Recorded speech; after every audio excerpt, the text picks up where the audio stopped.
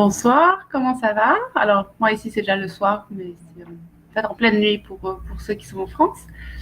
Et donc, je suis Sabine, consultante et coach en marketing, et je suis en train de faire une série de vidéos sur le marketing digital, sur les différentes techniques de marketing que vous pouvez utiliser pour pouvoir créer votre propre compte, votre propre projet en ligne et pouvoir vivre de ça. Donc, aujourd'hui, je suis live pour parler de LinkedIn. J'ai déjà parlé en anglais cette semaine de LinkedIn et c'est un site qui est très intéressant pour pouvoir trouver du travail. Alors si c'est quelque chose qui vous intéresse, trouver du travail à l'étranger, bien sûr, moi je recommande toujours de trouver du travail à l'étranger. Ça peut être une première étape, pouvoir partir à l'étranger.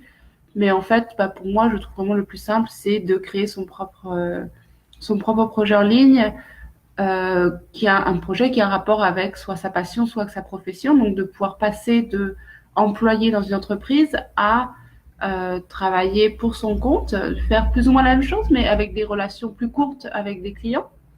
Donc, par exemple, de se mettre, de travailler sur des projets précis et qui en général sont des projets plus courts, comme pour être freelancer.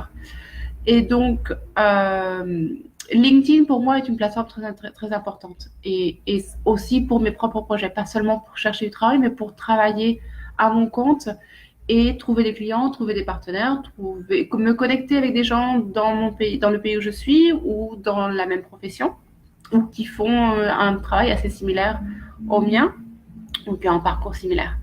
Et c'est vrai que le fait que les gens remplissent leur CV, en quelque sorte, donne énormément d'indications sur ce qu'ils ont fait, ce qu'ils aiment, leur profession, leurs connaissances, leurs compétences.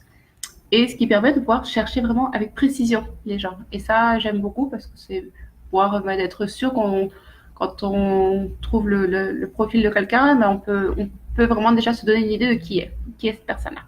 Donc, une des premières choses pour moi qui est très importante, c'est d'avoir un profil sur LinkedIn qui est actualisé, bien sûr. Et donc, pour pouvoir chercher des clients futurs, trouver des entreprises avec lesquelles travailler, soit en contrat court, soit même pour chercher un travail, de se connecter avec des gens avec lesquels on a travaillé dans le passé et qui peuvent justement nous permettre de trouver d'autres clients, de trouver d'autres contacts, de se connecter avec d'autres personnes qu'on n'aurait peut-être pas l'accès directement. Donc, je vais vous donner 5 tips pour pouvoir actualiser votre compte de LinkedIn. Alors déjà, il faut déjà avoir un compte LinkedIn, c'est gratuit. Il suffit juste d'aller sur le site de linkedin.com et de s'enregistrer, de créer son compte. Donc ensuite, il faut penser à LinkedIn, alors un petit peu comme un CV, mais c'est pas seulement un CV. Et c'est là l'erreur en fait où souvent les gens vont juste mettre une liste des entreprises où ils ont travaillé et là où ils ont étudié et plus ou moins ça. Et en fait, c'est beaucoup plus qu'un CV. Et c'est pour ça il faut presque même le penser comme un profil, comme une page web en quelque sorte, puisque comme je disais tout à l'heure, c'est les gens vont pouvoir chercher par des mots-clés, ils vont pouvoir vous trouver. Donc en fait, c'est de pouvoir remplir son compte, son profil de LinkedIn avec tous ces mots importants qui correspondent à ce que l'on fait, ce qui est notre métier ou notre passion, notre projet en ligne.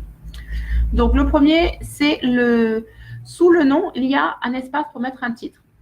Alors ça, souvent les gens mettent juste comptable à telle entreprise ou chef de projet chez IBM.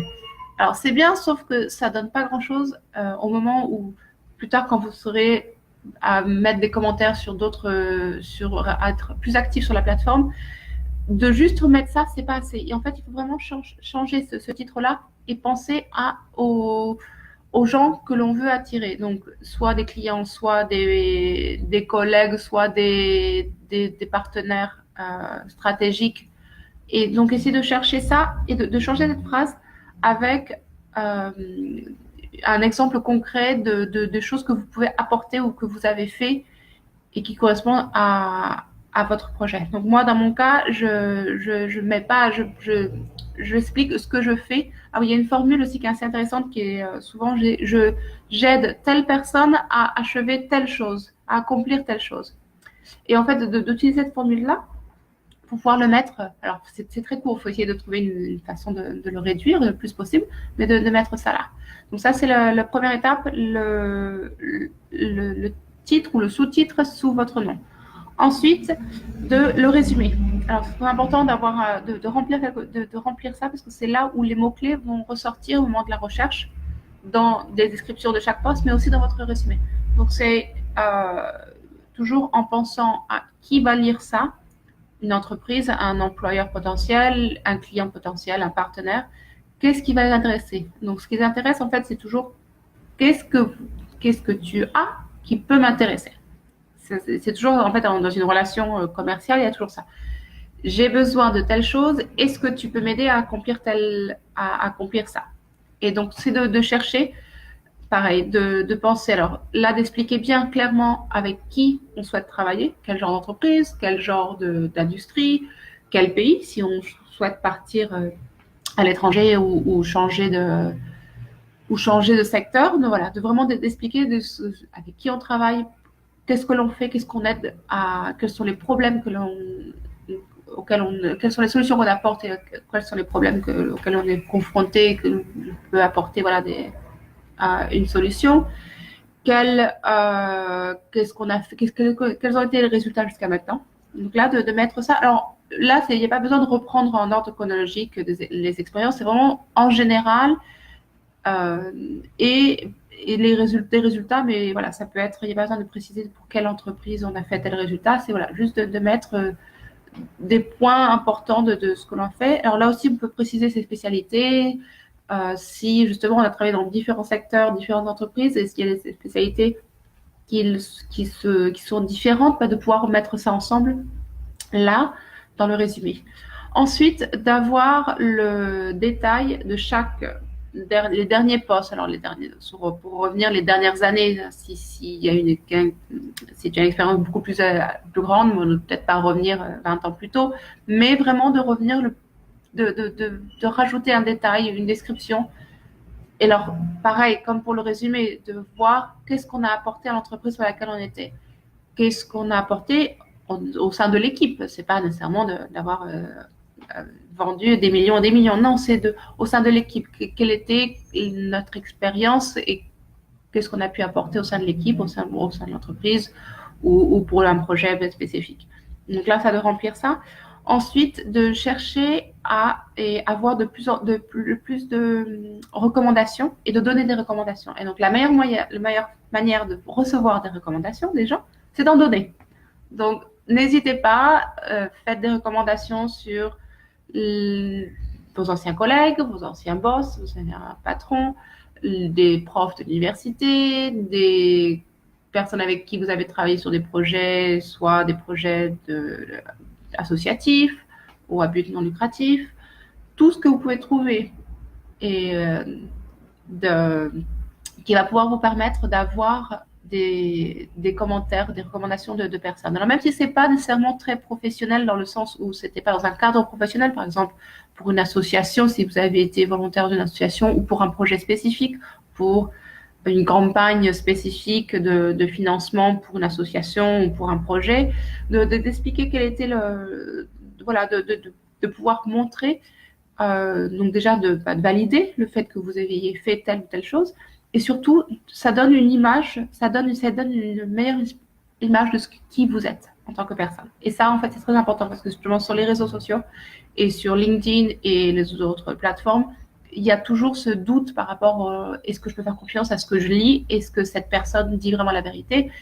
Est-ce que c'est quelqu'un avec qui j'ai envie d'envoyer un email et pour être sûr de savoir avec qui est-ce qu'on parle? Donc là, pour ça, c'est important de penser à ça et donc de donner des recommandations d'autres personnes. Alors toujours, là par contre, il faut garder le côté très professionnel et d'apporter des choses, d'apporter un peu plus de détails, pas de dire non, c'était très sympa de travailler avec cette personne et c'est tout. Non, c'est d'aller en profondeur justement pour que la personne fasse la même chose de l'autre côté. Et quand vous envoyez une recommandation à quelqu'un, il y a une possibilité de mettre un message. Justement, c'est là vous demandez qu'on vous retourne la faveur. Demandez, est-ce que toi, tu peux faire la même chose pour moi? Et alors, le mieux, c'est même encore de proposer. Par exemple, il y a des gens qui qui ne vont pas nécessairement vouloir écrire quelque chose ou passer du temps à ça, de proposer en disant mais ce serait bien que tu puisses parler de telle ou telle chose ou comment on a travaillé sur tel projet ou n'hésite pas à mentionner telle ou telle chose. Et ça, en fait, ça va pouvoir les aider et ça va améliorer vos chances que cette personne à qui vous avez fait une recommandation vous fasse en retour une autre recommandation. Ensuite, sur LinkedIn, il y a la possibilité de rajouter plein alors, je crois que ça s'appelle compétences en français. Je suis pas sûre parce que j'ai des LinkedIn en anglais et du coup, je crois que ça s'appelle compétences. C'est un petit tableau vers la fin. Et s'il n'est pas là, faut pas hésiter à le rajouter parce que souvent, en fait, dans le profil basique, il n'y a pas toujours toutes les sections. Et il faut vraiment rajouter toutes les sections qui correspondent.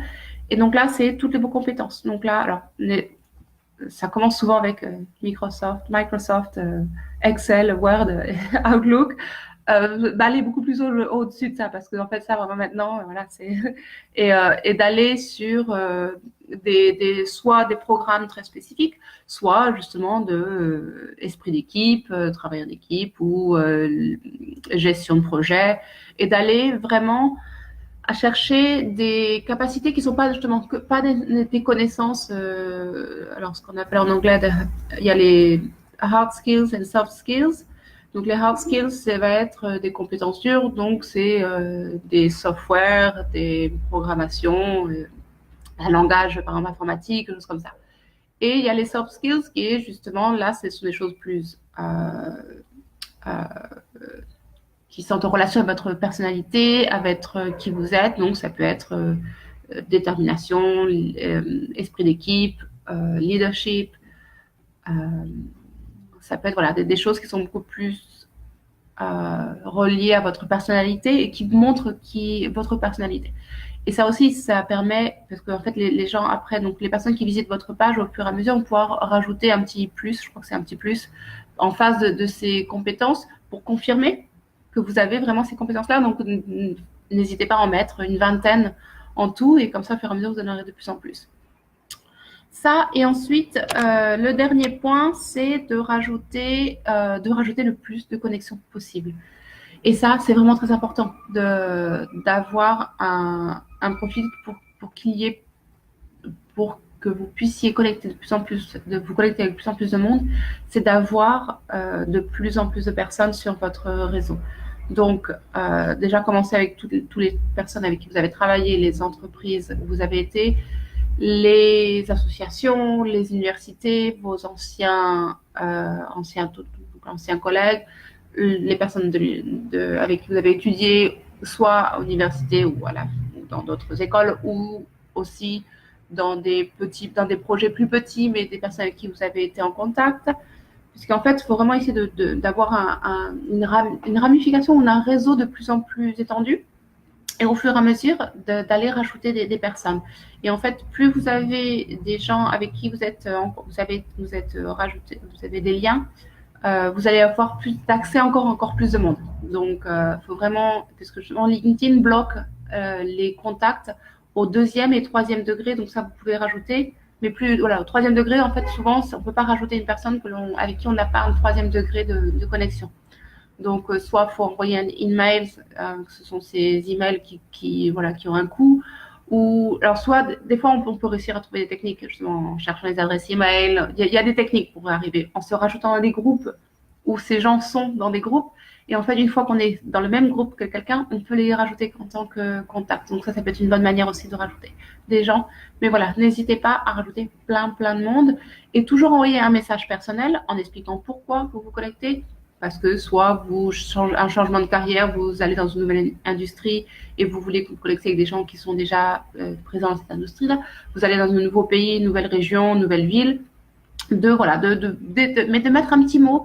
Vous avez étudié dans la même fac, pas du tout la même année, mais vous avez étudié dans la même fac, ou vous aviez quelqu'un en commun, vous avez quelqu'un en commun que vous connaissez. Donc c'est une manière soit de demander à la personne en commun de vous connecter, ou soit directement de dire voilà, je vois que tu connais telle personne, on a déjà travaillé avec lui ou avec elle, et voilà. Donc de toujours rajouter un petit message dans la section quand vous ajoutez le contact. Il y a toujours à rajouter une note. Alors, je sais pas si ça c'est en français, mais je pense que c'est comme ça aussi. Rajouter un petit message, rajouter un message et de toujours mettre quelque chose.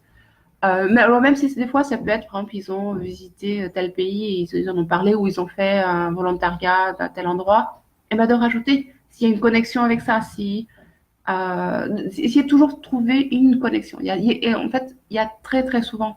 Maintenant, vraiment, les gens ont leur profil de plus en plus rempli avec de plus en plus de détails. Donc, il y a toujours moyen de trouver une connexion. Ou l'entreprise sur laquelle ils travaillent ont gagné un prix récemment.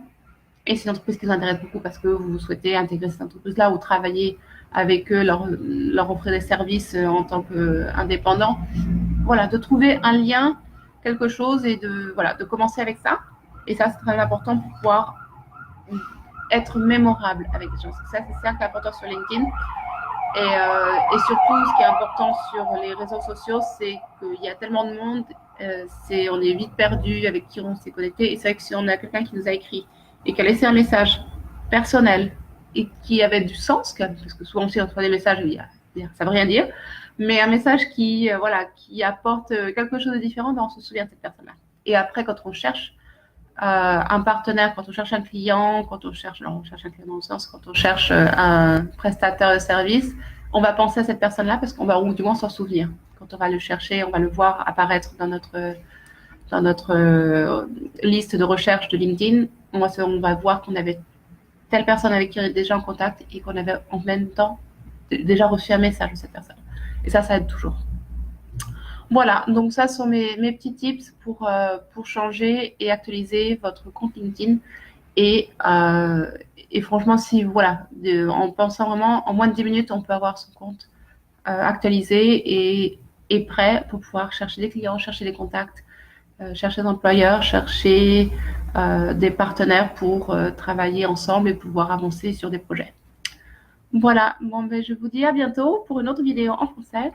Et si vous avez des questions sur LinkedIn, je vais laisser mon lien, je vais laisser aussi un lien sur mon site, ma page web où j'ai écrit plusieurs articles en anglais sur LinkedIn et comment améliorer et trouver des contacts sur LinkedIn. Donc ça, je vais laisser les liens. Et si vous avez des questions, laissez-moi un message et je répondrai avec plaisir. À bientôt!